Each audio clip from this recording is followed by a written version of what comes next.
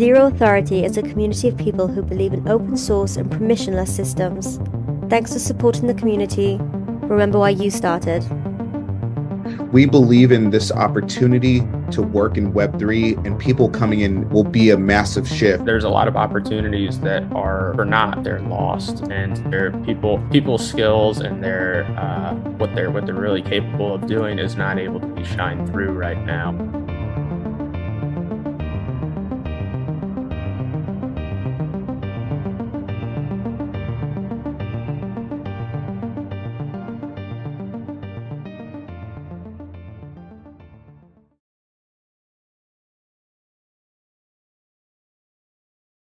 Podcast.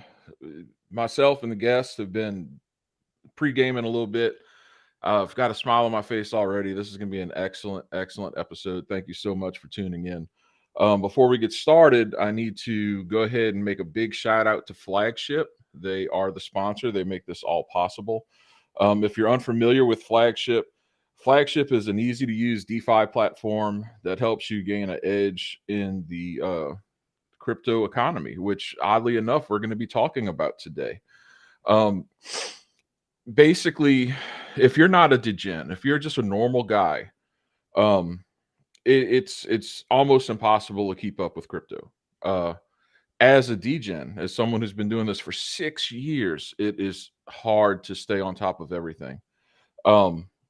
So Flagship's whole idea, what it's built upon, is this idea that it's this one-stop shop, this one community where you can not only keep up with the latest crypto news via the outposts.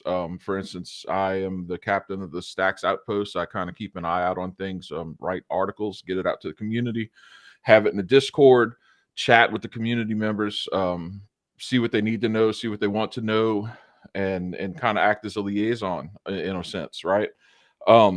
But in addition to that, Flagship also has what they call baskets, okay? And that is kind of like a crypto ETF almost, right? With the single transaction, a retail buyer can gain exposure to a whole array of crypto assets, all the way from tokens to even NFTs. A very, very cool project. I wish something like this had existed when I first started. Good team, good people. I highly recommend that you go and check them out. And please, if you haven't, go to the Outpost and just start reading. Just recently did an article on Alex, and it blew up. It's a great article. Alex is a great platform, and it's so cool to be able to bring this info to people who are just kind of on a periphery and just don't live and breathe this stuff. So yeah, check them out. And without further ado, let's go ahead and get started.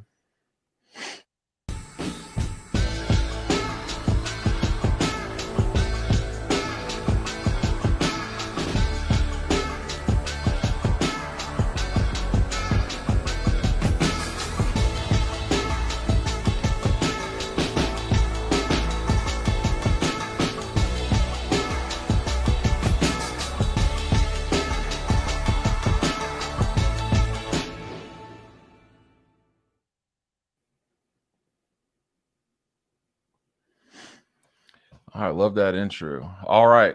Today we have a great panel. I've known these people for a long time, through crypto, Twitter, through just private conversations. These are builders. These are early adopters. These are the people you want to hear from. And so today I am proud to introduce Zero and Hodl Stacks from Zero Authority DAO, as well as Ragnar through Trajan. Ragnar is also hosting the Ordinals 2023 conference. So we'll have links for all of these things in the description. Check it out. Gentlemen, thank you so much for joining me this morning. Appreciate your time. Thanks for having us. Cool. So one of the first things that I think we should go ahead and discuss is Ragnar. Why don't you tell us a little bit about what you do and what you're building? Thanks, Jack, for having me. Yeah, so I'm focused on ordinals and identity and reputation. I've been working on identity for quite a while. My startup is Trajan, again, which is a reputation and identity app. It's decentralized. It uses non-transferable NFTs and the Bitcoin naming system, BNS, to do that. And I'm really passionate about helping people gain prosperity through the reputation over many, many years. I've seen how reputation has helped me in life. I've also seen how not being able to demonstrate the good things I've done in life has hurt me. So I think having a new Web3 identity and reputation system is key. And I love what the guys are doing with Zero Authority DAO. So we're all part of like a multi-pronged effort to sort of move identity and reputation out of the LinkedIn era of the 1990s. Right. Cool, man. Thanks. Zero Hodl, same thing. Why don't you tell us a little bit about what you got going on? Zero, you want to kick it off? Or? Yeah, let's do it. I was going to wait for you to kick it off here, James. Whoever's smarter goes first. Oh man, we're gonna be like It's no question. James is one of the smartest people I've ever met, and it's not. James, yeah. Go, James, kick us off. All right, yeah. So we're Zero Authority DAO. What our aim is to we're building what's called the Cerulean Marketplace, so people can come on chain, they can work, they can gain reputation, they can show off their skills that they're learning, and so our viewpoint is that in order to grow the crypto economy, there's all of these users that we're onboarding that have skill sets and they have potential to grow revenue and to really be in crypto and to turn this into what we want it to become. We do need on-chain transactions to grow. We need people to start earning a revenue on-chain. And over time, all of that work will you'll be able to show off your skills, and that'll all be tied to your identity, whether it's like a ENS or BNS. And so yeah, I think it'll be nice and beautiful. Your work history, everything will be on chain. Your data will be free. We started Zero Authority DAO as a way to just promote all of the good builders, founders, and all of the people across stacks in Bitcoin who are doing the work, who showed up every day. It's the culture of stacks, and a lot of Bitcoiners who build is just heads down building, no hype, no frills, right? So what we meant to do initially was just let's give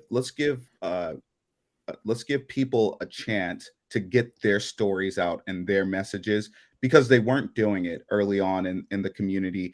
And still to this day, a lot of people just focus on building, and that this is where we bridge the gap. So when we started just interviewing folks to give them an active voice, I believe Jake Blockchain came along, and then Airdrop podcast came along. Then Jack, you came along, and people that joined Zero Authority DAO, initially they like to create content of some sort, whether that's blogging, audio, video, visuals, memes.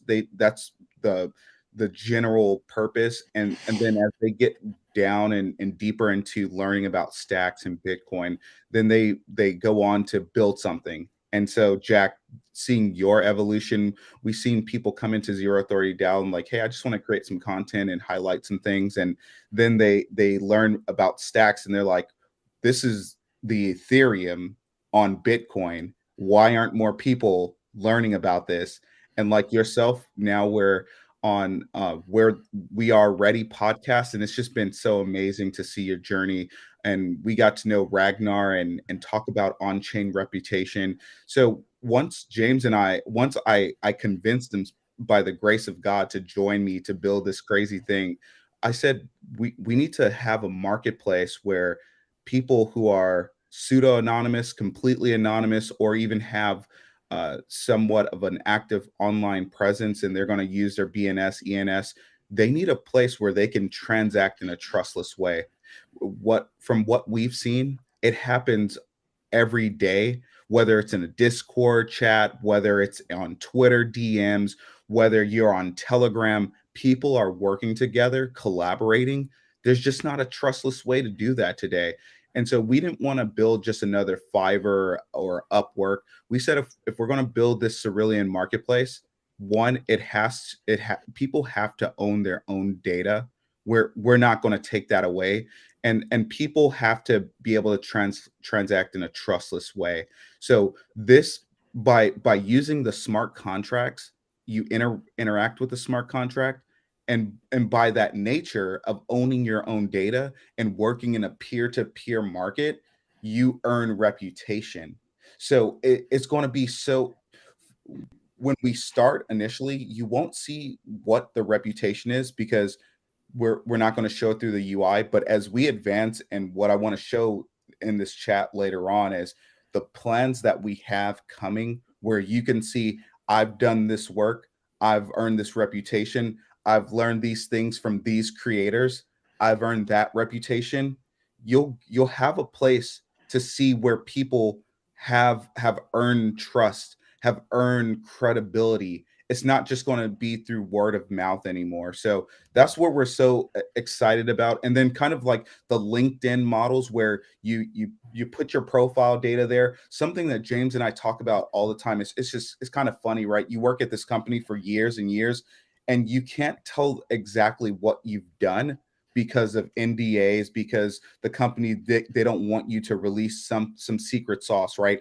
In the Cerulean marketplace, when you're working peer to peer and you have it on your active profile, and people can see that, people can see someone paid Ragnar and Jack in Bitcoin, in stacks, in the Zero token.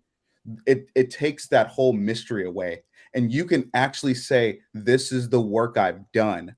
I don't need to dance around it and pretend to tell you like a high level summary. You can tell people what you're actually doing today, and people can build even more trust and reputation with that, because they can verify that. And so later on, where this is all going, now that we have ordinals, these reputation badges and the opportunity to create ordinals from this reputation that you earn, it's going to be just amazing now that we have this opportunity.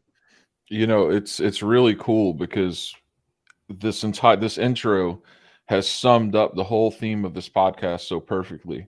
And this is something that could easily be a 4-hour podcast in content alone. I think I'd like to start with the LinkedIn part, because what we believe is that crypto, Web3, whatever you want to call it, is basically the Web2 killer, right? I mean, there's a better way to do this. There's a user-owned internet. We don't have to be, these weird consumers where our data and all of our personal business is sold for profit for someone else's benefit. We should own these things. And LinkedIn is basically just like corporate Facebook. I mean, it's a relic, and I don't mess with it much at all. I don't really need it for my fiat mining job. I made a profile so I could do some things crypto related, but it's a joke, and part of the problem is also that there has to be this cultural shift, I believe, where people have a different mindset when they're thinking about these things, right?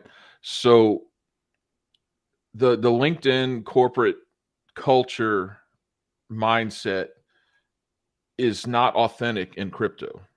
It's just not. And once people start to recognize that, they're going to have places like, Zero Authority DAO. They're going to have places like Trajan, where they can come in as newcomers, understand what's going on, but also, like you said, build that reputation. Because when you move away from the inauthenticity of Web 2 trying to figure out how to monetize Web 3, and you get into some of the problems that are crypto native, the biggest problem is, hey, someone just launched a token. Is it going to rug? You know, someone just launched an NFT. Is it going to rug? So that right there, you know, speaks to what Ragnar's building, right? Like, this is a way to, sure, I believe anyone should have the right to gamble on any token, any low liquidity shit coin they want, just whatever. I don't believe in a scarcity mindset. I don't think like a maxi. I don't think that, oh well, if there were no shit coins, you know, Bitcoin would be worth 100 bajillion dollars. Bitcoin might be worth 5,000 had it not been all of these other things built up around Bitcoin, right? So I don't think like that. People should be able to do what they want. But for consumers who are risk averse, for investors who are risk averse, these are the tools that are really necessary, right? So Ragnar, can you briefly go into the thesis on how reputation will be managed, how someone may be able to build their reputation through Trajan? Yeah, thanks. I think it's looking at a few fundamentals, and Zero and Jack, you already hit on them, but I want to really like specify those and lay those down. The first one is pseudonymity. I mean, look, if there's 4 of us right here, 3 of us are using a pseudonym. I have other pseudonyms that I use. So how are the 3 of you guys going to build a reputation with your pseudonyms on LinkedIn? It's a challenge. It's a big challenge, and I have pseudonyms as well. So the first thing is the pseudonymous economy. So these are people, but these are DAOs, right? These are NFT projects. These are coins. These aren't traditional things where you can build a reputation up. So that's the first thing. So what the guys are building Zero 30 DAO, what Trajan is building, and those two work together, is first and foremost being able to enable the new pseudonymous economy, pseudonymous creators. And as we know, that's going to become more and more important as the world becomes more censored, more controlled. And I'm guessing all 4 of us probably think that's the direction things are going. So that's the biggest key. The second thing is being able to have permanence of your good reputation. So if you think about all the good things you've done, think about the last 10 years, whether it was something at work, with your neighbor, anything that you've done, an educational thing, something that you've accomplished. What happened to that? Why wasn't it captured? Where does it live? Is it in someone's memory? Is it in someone's email that they sent you saying thank you? Like, where is this? It just disappeared into the ether, right? But what if we could capture that good thing, that achievement, that accomplishment, and then anchor it permanently in the blockchain? That's partly what Trajan is doing. Now imagine doing that over 10 years. That's pretty amazing to have a permanent record of those good things. And not only that, it's not things that you claim you did, but it's other people verifying you did that. So with Trajan, how we do it is the non-transferable NFT. So I could endorse Jack for putting on an incredible live stream that was educational, brought people together, that was high quality, and that will be a non-transferable NFT that will live on the blockchain forever, linked to his pseudonym, his .btc name. And now imagine 5 years of this. Now Jack has this incredible pseudonymous reputation where me and other people have verified that he's done these things. People can link us back to the blockchain of who we are. No one can deny that's what Jack did. They can't deny it. No one can steal that data or shut his account down, or that company that was keeping it shuts down or is bought by another company or changes, their policy, or Jack says something they don't like, so they cancel them off their reputation platform. So that's 2 things now. It's permanence, right? And it's third-party attestation. The third thing that with Trajan and Zero Authority DAO is now you're involving, crypto things. So now you're talking about, Bitcoin payments. You can start doing things like that. So it's just like leveraging all these tools from Web3 and blockchain that aren't anywhere when it comes to reputation. And so over the long term, this is why at Trajan we say reputation prosperity, because as you build up these reputations, it opens doors to prosperity, good financial prosperity, right? Becoming a consultant, starting a company and having people look at your track record. It could even be an interpersonal thing. Maybe you're finding a business partner. Heck, maybe you're trying to find a wife. And over time, if you have this reputation that captures all these things about you, you can say, hey, go to my profile, see what other people have said about me. One last thing, and I'll cut myself off, otherwise I'll just talk about this for an hour straight, is the importance of not being cancelable. And what I mean by that is, imagine most people, I think, are generally good, but sometimes we all make mistakes. We do and say dumb things. And why should that hold us back for our whole life? So let's say someone says or does something dumb, and they might think it's dumb, but they might not. And someone says, I'm not going to hire that person, or I'm not going to get involved with that person, or I'm going to cancel that person, or whatever it might be. Well, that's not really fair. You have to look at someone's entire life to judge them. And so if you have this permanent record attested to by third parties, you can say, hey, let's look at the big picture here, right? And so by doing that, it makes people harder to cancel. It makes people have to judge the whole record rather than there was this one tweet they said. There was this one thing they wrote 5 years ago. There was this thing that they said to someone and it was captured on camera. So hopefully with this new online reputation systems and marketplaces, it will help everyone with that problem. Yeah, it's amazing. It's, I know the concept. We've discussed this before, and every time you talk about it, I pick up something new, right? And it's so important because this has ramifications beyond the Bitcoin economy. But also, it seems like since so much of what we're doing at this stage in changing from this fiat economy to a Bitcoin economy is going to happen strictly in the digital world. I mean, we're kind of at the stage where we're just laying the foundation, right? So then that brings us over to Zero and Hodl over here at Zero Authority, where if people want to launch a project or they're looking for work, here they are, right? I mean, this is the place you go. I remember it wasn't that long ago, maybe 4 years ago, finding someone who knew how to do Solidity work wasn't easy.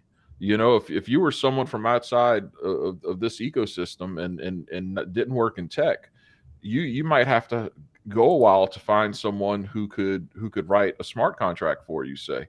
And then you're just dealing with someone who's using a pseudonym, right? So it's these things are solving very basic, very early problems.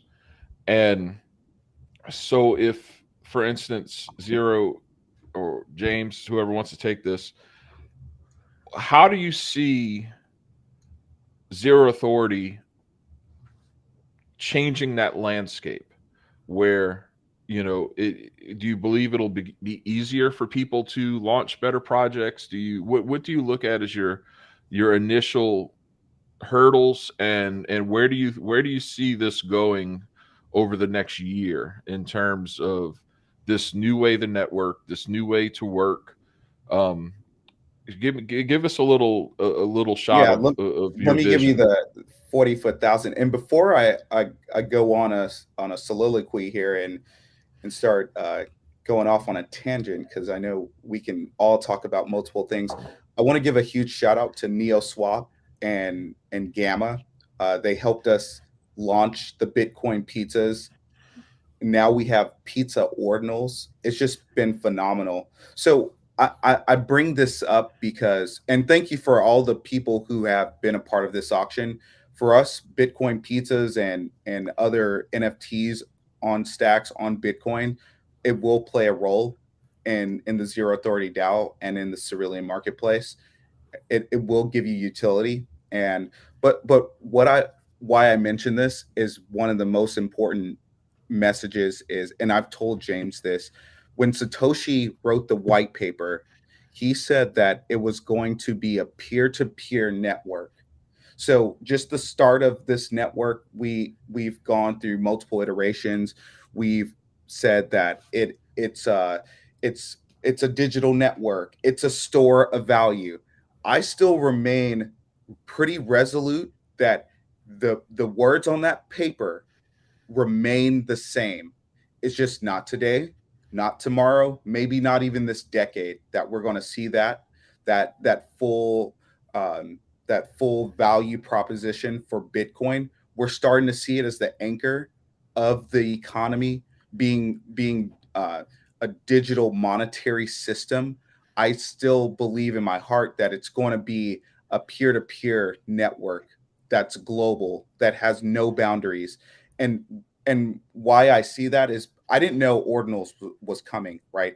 But we kind of had some inklings that at some point in the future we will have NFTs on Bitcoin. At some point in the future, and I believe it's Bitcoin Improvement Proposal 300. If that goes through at some point, there's going to be the kind of arbitrums and optimistic roll-ups on a Bitcoin network. Now, Stacks is already in prime position because we have GigaBrains and we have everyone that could do this work. They're doing this work now, and that's why we've been so far out the gates on building a layer 2 on Bitcoin and creating this economy. But people are spending their Bitcoin to buy ordinals, right? We just saw the auction with Bitcoin Magazine, and of course TO buying the first one, which was awesome. But I just saw a tweet to this morning, Xverse, they bought one too. And so Satoshables as well. Satoshables, right? Mhm. And Bitcoin Magazine, if you guys haven't been around and you're watching this is a huge deal. Bitcoin Magazine has been an advocate and a mouthpiece of the maxis for a long time. It was kind of synonymous with maxis, and they're saying, no, this is the future.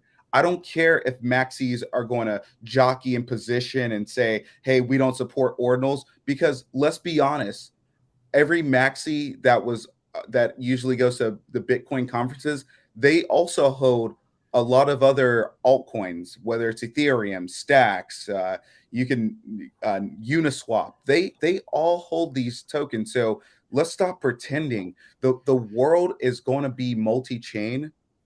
The world is going to go to a place where people will eventually spend their Bitcoin to transact around the world. James and I, we spend Bitcoin with some of our developers. We spend Ethereum, we spend Stacks, we spend all types of ways.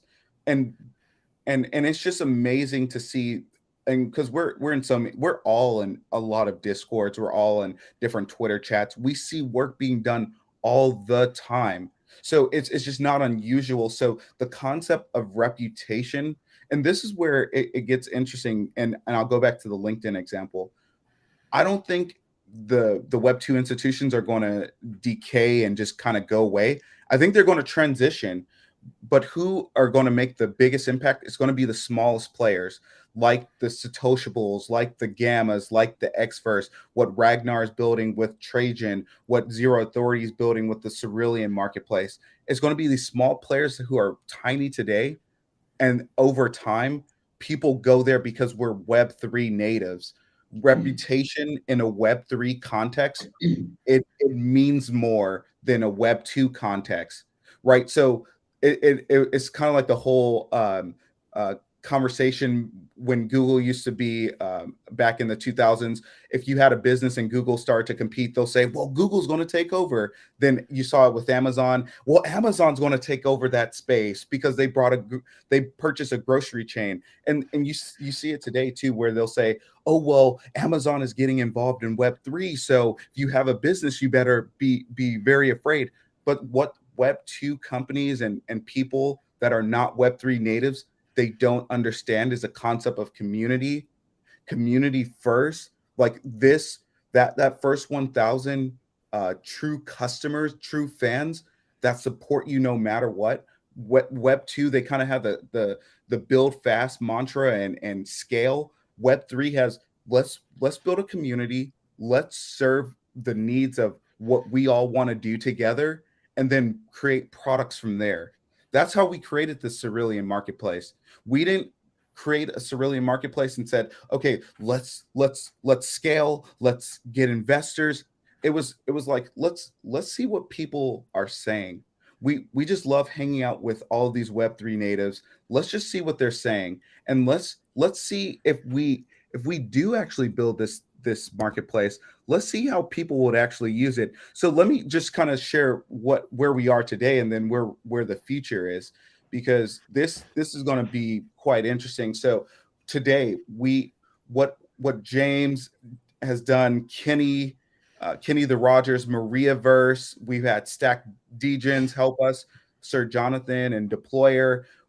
What we have done is build the infrastructure. So it's still a Web 2 version, but what you're able to do today is come in. Hey, I want to sign up and create a profile. Please sign up. Please create a profile, because you guys are going to be included in the first airdrops. But today you can't see much activity, right? So we need better design. People are here. We see profiles. We see our good buddies like a Jack Ben Switch. We see people around the ecosystem who are saying this needs to exist. That gives us even more confidence and latitude to make this exist. So when we go live and launch here, you're going to be able to see a profile. You're going to be able to make an offer. It's going to be that simple and that easy. I want to work with someone. Go work with someone. We're not gatekeepers. We're zero authority. You don't need permission from us or anyone to build. Go build. Go do great things. The next iteration, this is where I get truly excited, because the LinkedIn's, the salary.coms, to us, they may either have to join like a Cerulean marketplace or Zero Authority or a Trajan to do these things later, because where we're going, where the future is, it's going to be in this ability to have a profile linked to your BNS, or you can have this profile that's portable, right? The whole idea of crypto is to have portability, right? And you have data ownership and portability. You can take that data wherever you go. And when you have the ability to come into a decentralized marketplace for gigs and then offer your service, whatever your service is too, because it's not just developer, it's not just content creator. There's so many people who offer their advice. Come in and offer your advice and earn 5 stacks, earn 5 satoshis, get paid sats. We don't care how you get paid, but people should earn from their recommendations, from their guidance. We're seeing that all the time, right? And so when we're going to launch the mobile version too, we know our audience is a global audience, right? So most of the people around the world, we look at the analytics every day, and we've been blown away. I mean, it's just, we see, I mean, and we're working with people in Nigeria, Nepal, Southeast Asia, Australia, the States, South America.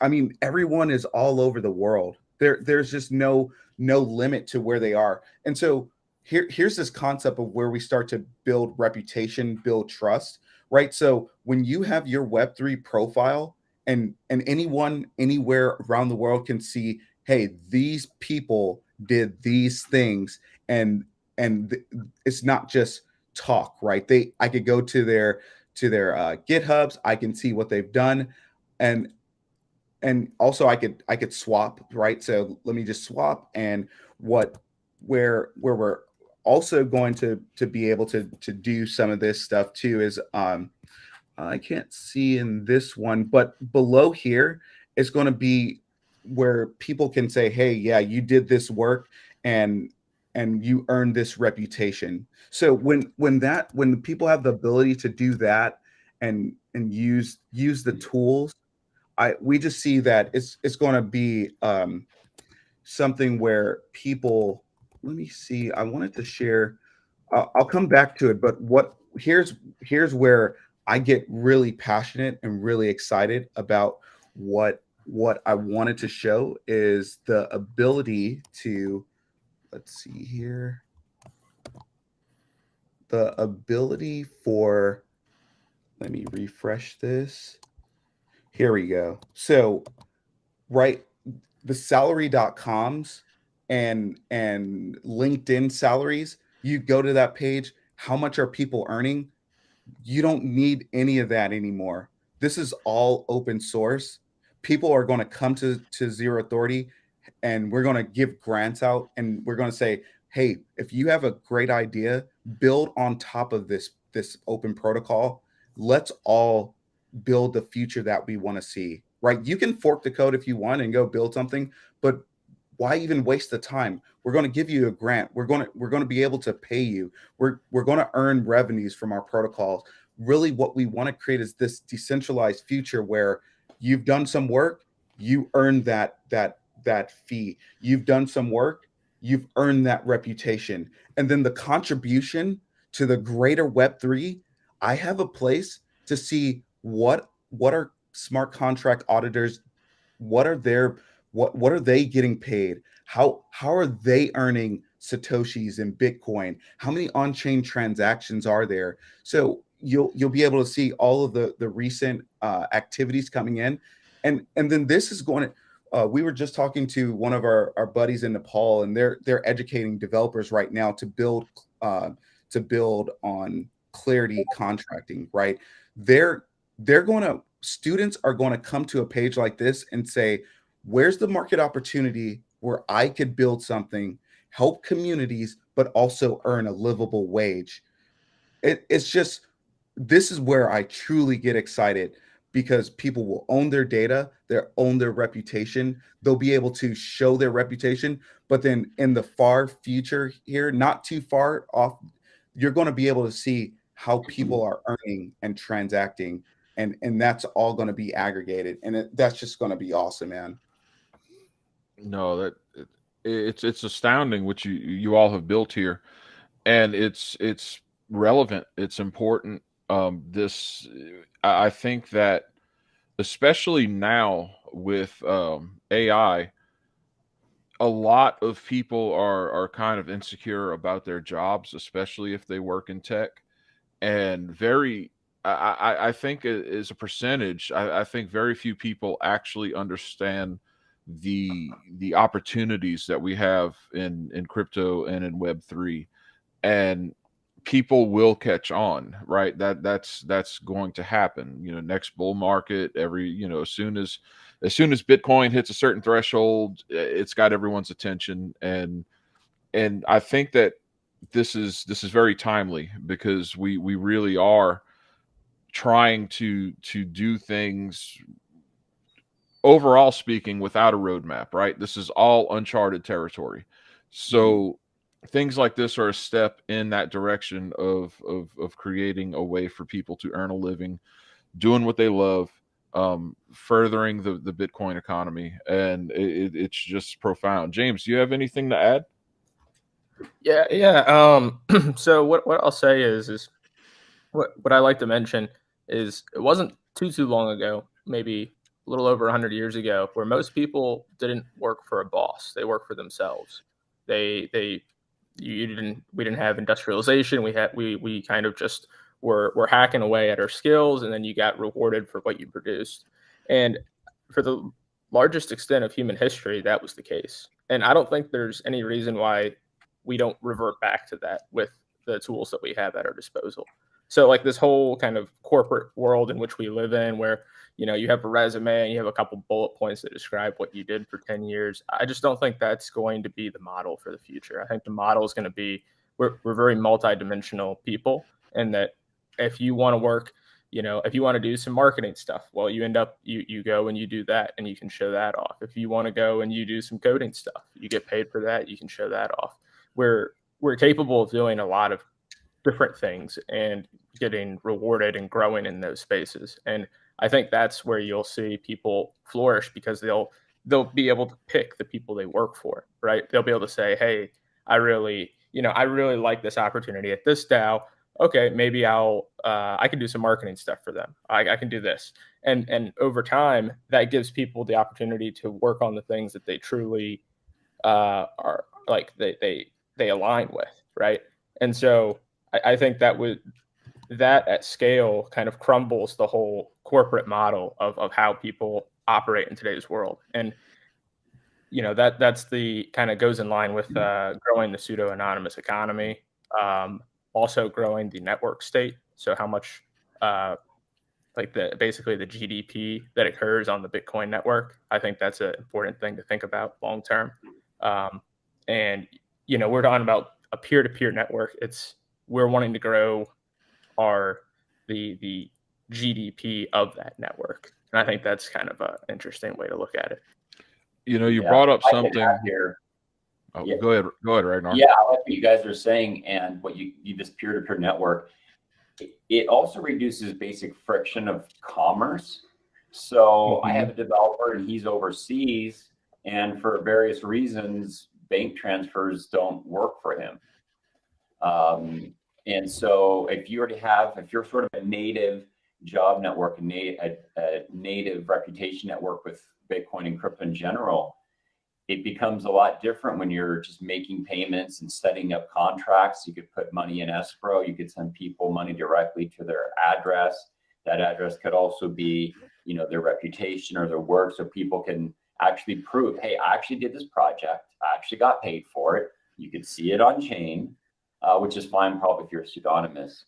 But it just lowers the friction. It increases visibility. Because if I'm going to hire a developer, I want to see okay, what have you done? And if he or she can show me, here's my Bitcoin payments, and you can show where it's from, and you can show the credentials on chain, well, heck, I'm going to hire that person a lot sooner than I have to email someone they work for, and did they really have this it lowers friction, and I think it just lowers barriers for regular people, whether it's kind of a side gig where they do little contract work here and there.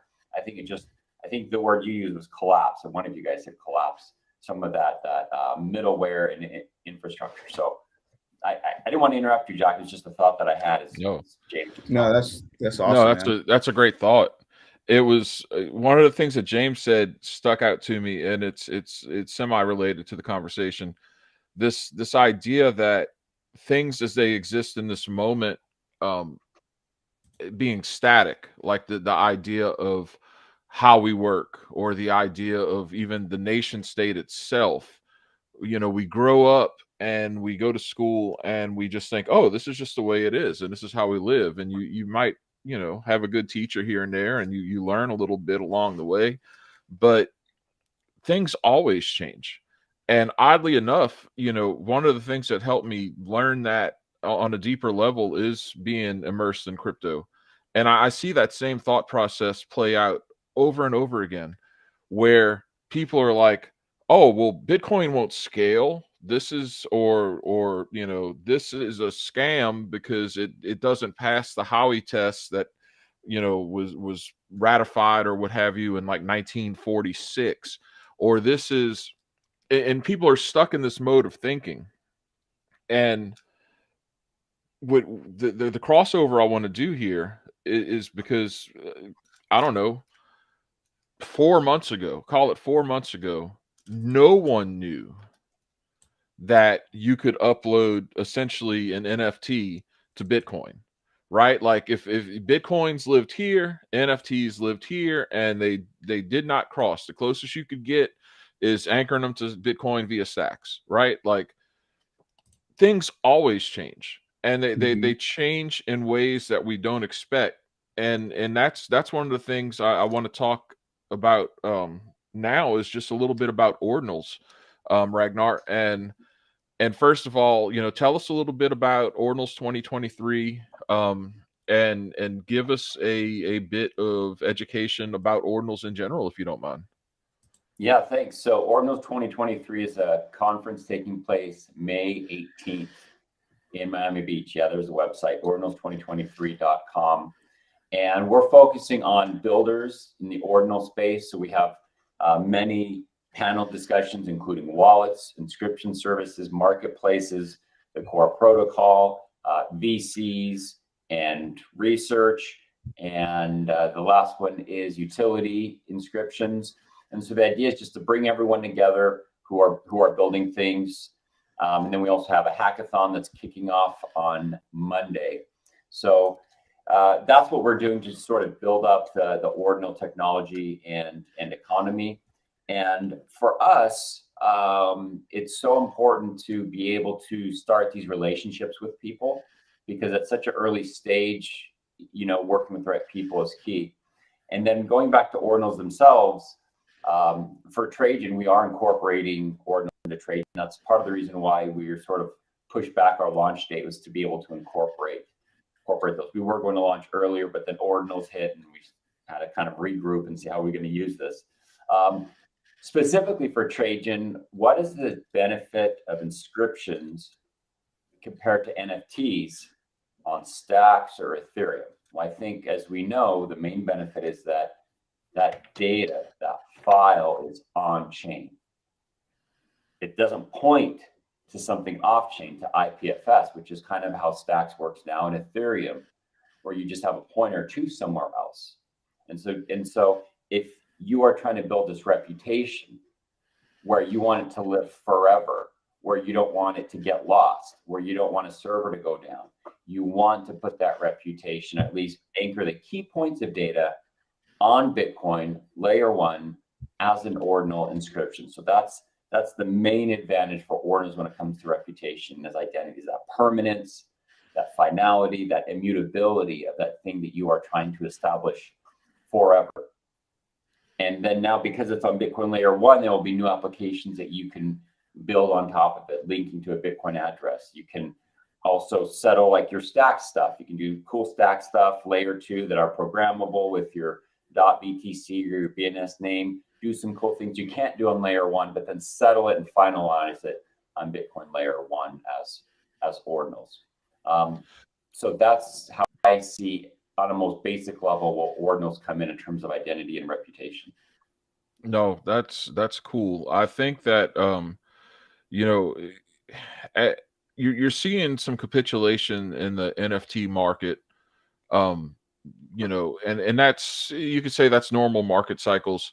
But again, you had an immense amount of Ethereum traders flee to Bitcoin to catch these ordinals early, and that's part of the overall market cycle, right? But there's some confusion about, oh well, are NFTs just dead now, or is ordinals going to be just NFTs now? And my take on that is, the NFT as the PFP, that is probably going to be a part of crypto history as much as Dentacoin was a part of crypto history. When you just, these early days where anybody made an alt, and it could be vaporware, and you could just go and get it, and it created all these insane volumes. But NFTs do have use cases. They are programmable, and I think that when you talk about friction, I think that these are the moments that really get people to further explore and further develop capabilities of, like we're seeing with Bitcoin, where now you can have ordinals on them.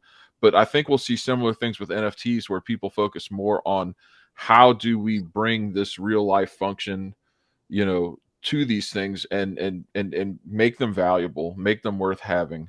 And that's just kind of how I think it's going to play out. But you guys are, people who I all have tremendous respect for. So I wanted to get here in the last 10 minutes or so, y'all's thoughts on the future of NFTs in light of ordinals. One thing I want to say, Jack, is I don't know if you guys remember, kind of after, I think it was like around after the 2010 kind of, there was this whole ALS bucket challenge. And it kind of just went nationwide, right? Around the world, people were doing this with the wizards in the shower. That was really cool, because it was like, Bitcoin is fun again. We have people around the world doing this like wizard shower challenge, and it's not just that, just like kind of like these cultural moments, but what it represented was that I'm going to try. And there's been a ton of people over time that said, I want to build something on Bitcoin. And then they kind of just had given up, right? They kind of went to Ethereum and other chains, and maybe Stacks too. And now they're back on Bitcoin. And it feels like, and Munib said this, it feels like 2013 all over again, where people have the latitude and the willingness and the persistence to try to build something again. And we're going to see another explosion. And where we are in the market cycle, we're just at the beginning of the new bull run.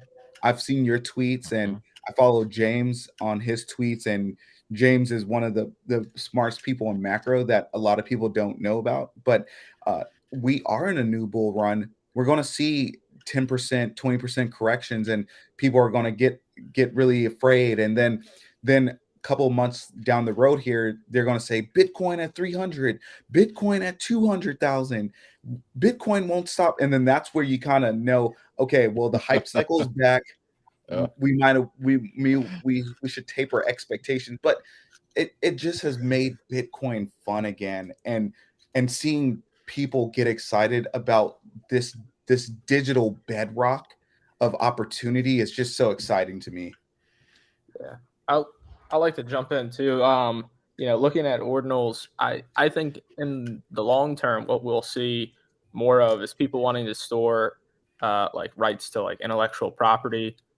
We just saw that Drake song come out that was made entirely by AI, and so when we have reached that point, I think it is a lot more logical to be able to identify what's real and what's AI. I think crypto is a perfect use case for that, where the Drake.BTC launched this song. Okay, we know that's actually him. That's not an AI. I think there's a lot of value in that. But then also, there's a lot of interesting things that you can do too. It's owning the rights to those songs, getting certain access. There's a lot of kind of non-tangible assets that are traded right now that are on balance sheets of companies and all of this. And normal people don't have any exposure to any of it. And it's like that. I think that's just an untapped market opportunity. And what I'll also add too is I think it's incredibly important that we have a like unfettered access to this database that we can print to now. And in the world of with ordinals, and it's with the world we're in, with large language models and everything, data is the essential thing there. And so the fact that we could use something like the like ordinals to have like an open AI where anybody could use that data to create their own language models from. And I think that's a really interesting concept too. Yeah, that's some ahead of the curve stuff, man. That's why this has been such a good panel. Ragnar, do you have any thoughts here as we're going into the end?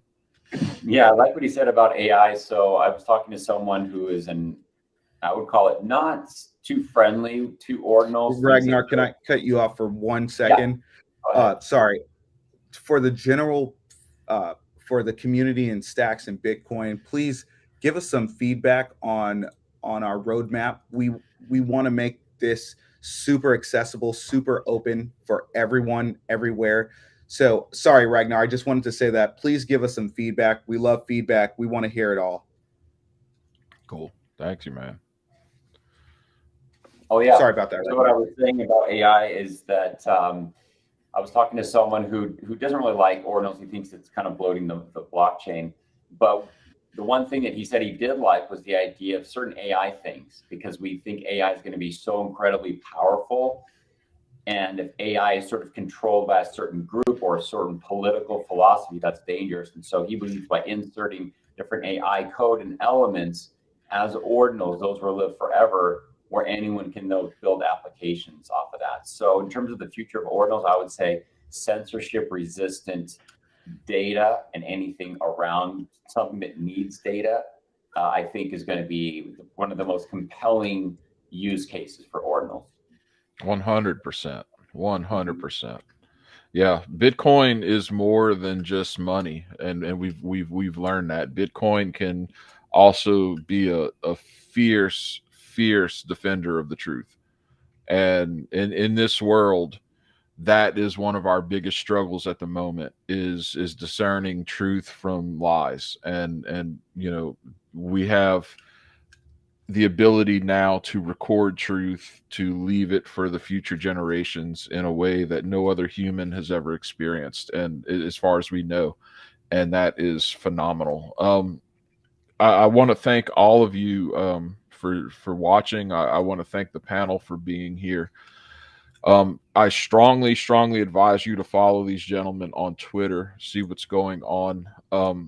Every one of the things I like to do, I just like to learn, and I always learn something when I talk with people like Ragnar, James, and Zero.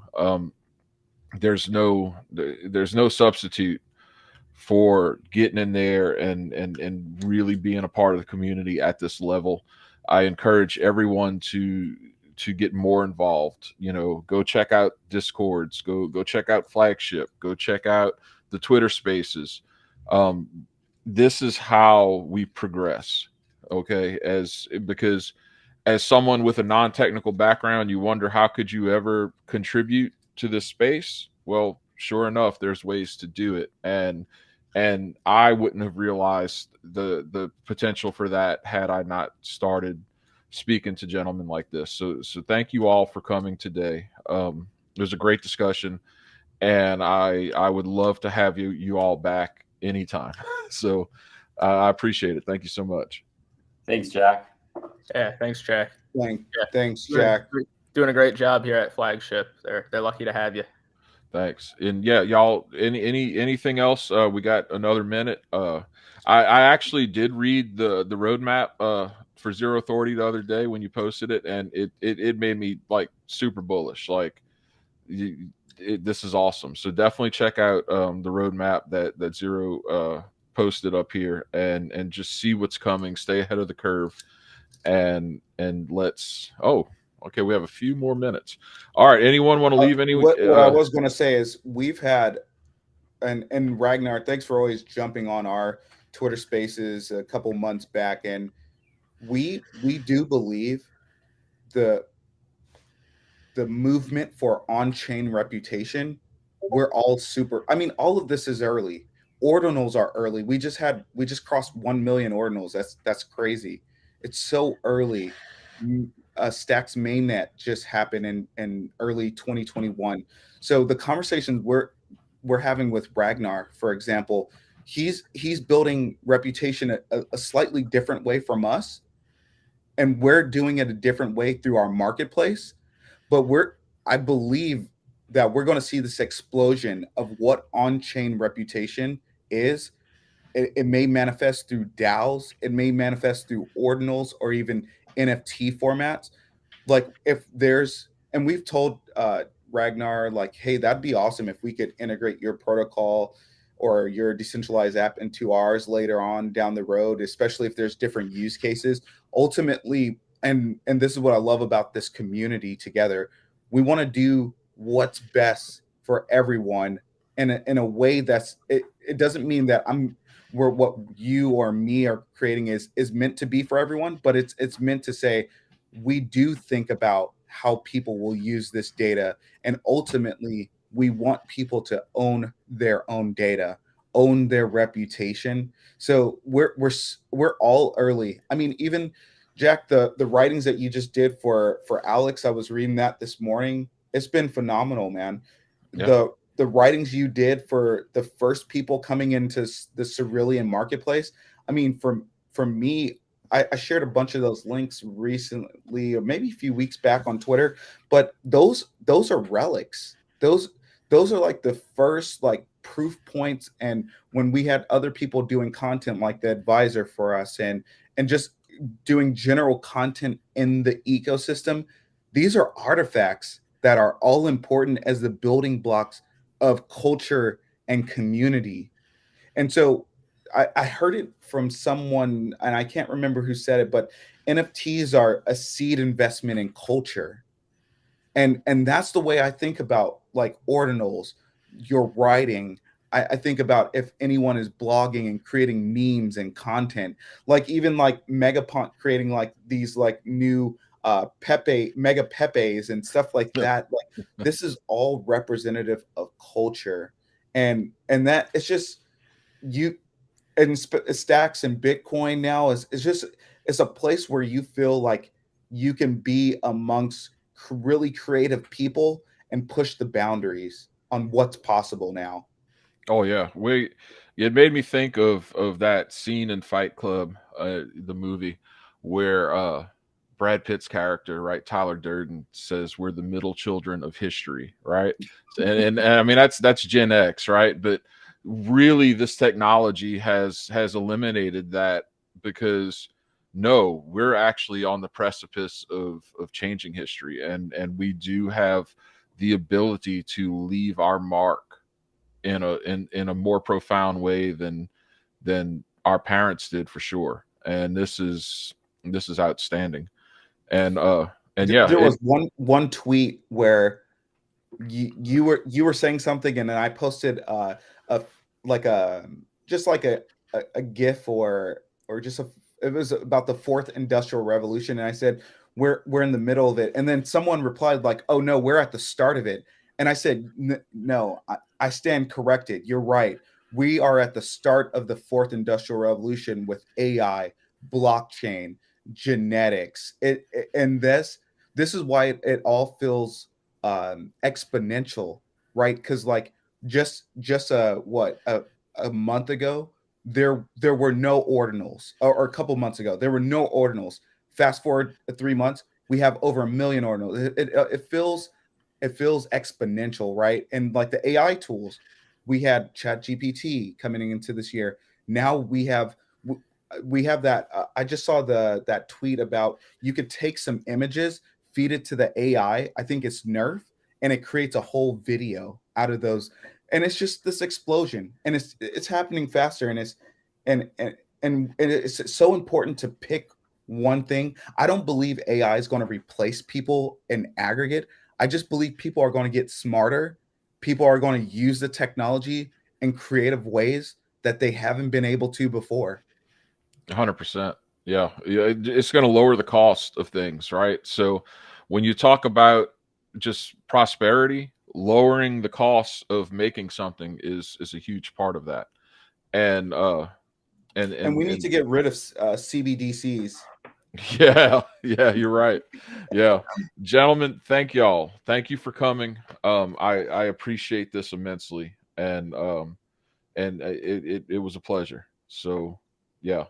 Thanks, Thank Jack. you all for Thanks so watching. much, everyone. Follow these guys. Check out jackbenswitch.com. Check out Flagship. They actually started an AI outpost, which is really cool. It is like the AI models trained on market metrics, and it's new. It's just getting started, and I think it's going to give us a good idea of where things are headed. So this is going to be pretty neat. All right. See y'all.